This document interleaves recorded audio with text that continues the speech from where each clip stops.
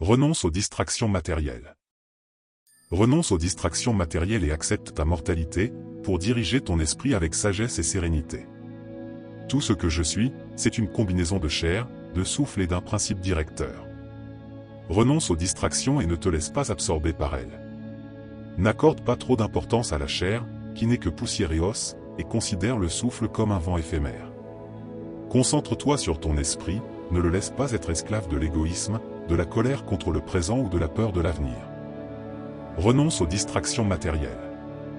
Dans notre monde moderne, nous sommes constamment entourés de distractions matérielles, gadgets électroniques, possession de luxe, et le désir incessant d'acquérir toujours plus. En renonçant à ces distractions, nous nous libérons de l'obsession de la possession et de la consommation. Cela ne signifie pas qu'il faille vivre dans la pauvreté ou se priver des nécessités, mais plutôt qu'il est essentiel de ne pas laisser ces objets diriger notre vie ou définir notre valeur. En nous détachant de la matérialité, nous créons un espace pour des expériences et des relations plus significatives. Détox numérique.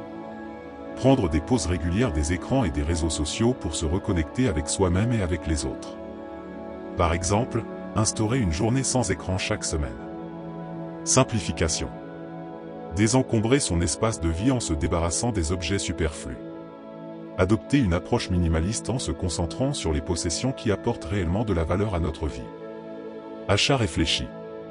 Avant d'acheter un nouvel objet, se poser la question de sa nécessité réelle et de son impact sur notre bien-être à long terme. Privilégier les expériences, comme un voyage ou une sortie, aux objets matériels. Accepte ta mortalité. L'acceptation de notre propre mortalité est une étape cruciale vers la sagesse. La conscience de notre finitude nous pousse à apprécier davantage chaque moment et à vivre pleinement. Elle nous rappelle que notre temps est limité et précieux, nous incitant à nous concentrer sur ce qui est vraiment important. En acceptant notre mortalité, nous devenons plus humbles et moins enclins à l'orgueil et à l'égoïsme. Cette acceptation nous libère également de la peur de la mort, nous permettant de vivre de manière plus authentique et courageuse. Méditation sur la mort. Pratiquer des exercices de méditation qui intègrent la conscience de la mort, comme le Maranasati dans la tradition bouddhiste, pour cultiver une perspective plus sereine sur notre finitude. Testament et directives anticipées. Préparer un testament et des directives médicales anticipées pour s'assurer que nos souhaits sont respectés, ce qui apporte une tranquillité d'esprit pour nous et nos proches. Journaling. Tenir un journal où l'on réfléchit régulièrement sur notre mortalité, nos valeurs et nos objectifs de vie, afin de vivre de manière plus intentionnelle. Diriger ton esprit avec sagesse. Diriger notre esprit avec sagesse signifie prendre des décisions éclairées et réfléchies, basées sur une compréhension profonde de nous-mêmes et du monde qui nous entoure.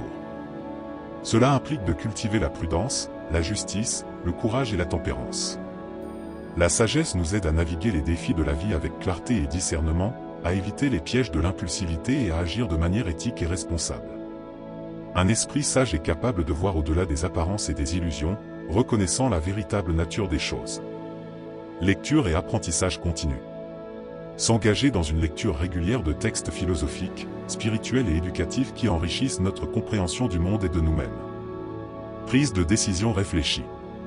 Avant de prendre une décision importante, prendre le temps de réfléchir aux implications à long terme et aux valeurs sous-jacentes. Utiliser des techniques comme la liste des avantages et des inconvénients. Mentorat et conseils. Cherchez des mentors ou des conseillers de confiance pour obtenir des perspectives extérieures et des conseils éclairés sur des sujets complexes ou personnels. Sérénité. La sérénité est l'état de calme intérieur et de paix mentale qui découle de la sagesse et de l'acceptation de notre condition humaine.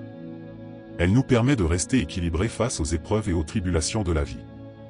En cultivant la sérénité, nous apprenons à ne pas nous laisser perturber par les événements extérieurs, mais à maintenir une attitude de tranquillité et de stabilité.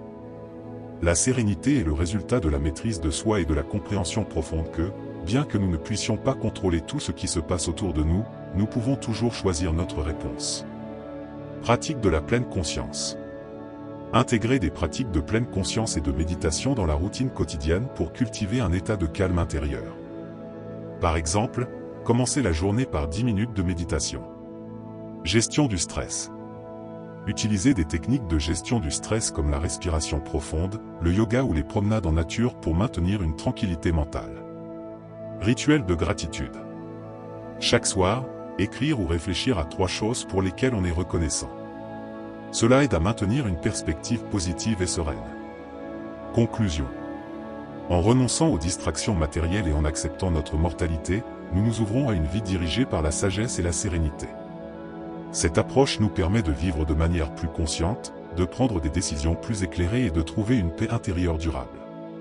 C'est une invitation à recentrer notre attention sur l'essentiel et à cultiver une vie pleine de sens et de plénitude. En intégrant ces pratiques dans notre quotidien, nous pouvons progressivement aligner notre vie avec la maxime, cultivant ainsi une existence plus sage, plus sereine et plus significative. Merci d'ajouter un j'aime et à vous abonner à notre chaîne. Je tiens à vous remercier sincèrement d'avoir pris le temps de regarder et d'écouter cette vidéo sur cette maxime inspirante. Votre engagement et votre soutien comptent énormément pour nous, et c'est grâce à des personnes comme vous que nous pouvons continuer à partager des messages qui, nous l'espérons, touchent et inspirent. Votre attention et vos retours sont précieux. Si cette vidéo vous a apporté quelque chose de positif, nous en sommes ravis.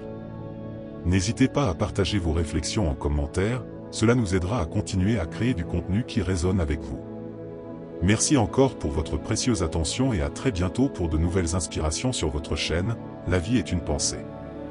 À bientôt.